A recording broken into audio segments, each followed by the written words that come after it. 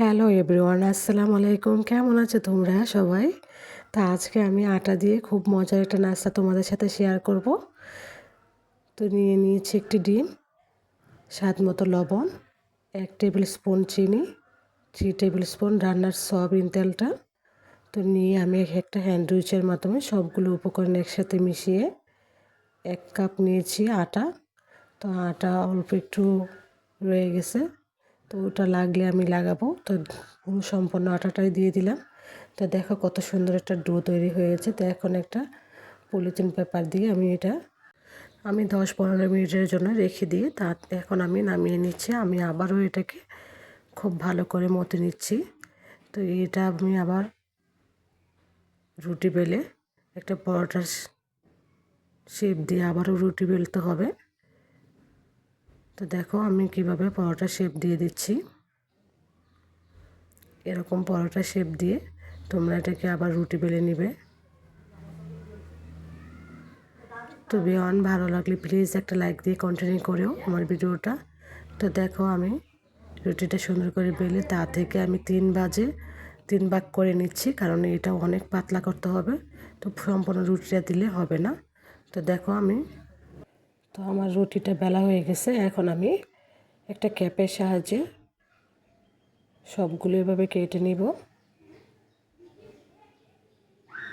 তো বাড়তি অংশগুলো কিন্তু আমি ফেলবো না, সেগুলো দিয়ে আবারও আমি এরকমভাবে রুটি বানিয়ে এভাবে কেটে নিচ্ছি।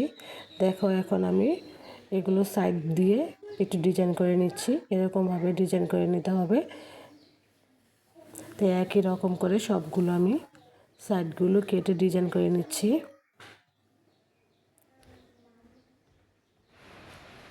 তো সবগুলো আমার ডিজাইন করা হয়ে গেছে।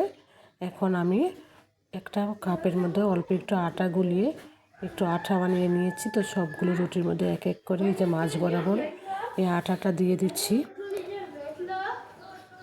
তো এইভাবে 4টা রুটি আমি এর পর এক বসিয়ে দিচ্ছি। তো এখন মাঝখান থেকে আমি একটু ফুটো করে নিচ্ছি। দেখো এখন আমি টুথপিকের কাঠিগুলো আমি লাগিয়ে এটাকে লাগিয়ে আটকে নিব। তো এরকম করে আমি চারপাশে এই কাঠি দিয়ে আটকিয়ে রেখেছি। তো একই রকম করে আমি বাকি সবগুলো বানিয়ে নিব। তো ভিউয়ার্স, তোমাদের ভিডিওটা ভালো লাগলে প্লিজ একটা লাইক দিয়ে কন্টিনিউ করো। আর তোমরা চাইলে আমাকে সাবস্ক্রাইব করে রাখতে পারো এরকম সুন্দর সুন্দর ভিডিও দেখতে হলে। এখন আমি চুলার মধ্যে দেখো আগুন ধরিয়ে দিয়েছি। তো এই লাড়কি চুলাতে এগুলো কিন্তু আমি ভাজবো। তো তোমরা যদি গ্যাসে ভাজো তাহলে এই পিঠাগুলো আরও সুন্দর হবে। লাকড়ির চুলার মধ্যে তো আগুনটা একই হিটে থাকে না, কম বেশি হয়ে যায়। তারপরেও আল্লাহর রহমতে আমার পিঠাগুলো কিন্তু অনেক সুন্দর হয়েছে। তো এভাবে চামচ দিয়ে কিন্তু তোমরা তেলটা উপরে ছিটিয়ে দিতে হবে। এটা এরকমভাবে ছিটিয়ে দিলে কিন্তু এই পিঠাগুলো সুন্দরভাবে ফুলে দেখো কতটা সুন্দর হয়েছে মাশাল্লাহ। তো সবগুলো পিঠাই আমি এভাবে ভেজে নিয়েছি।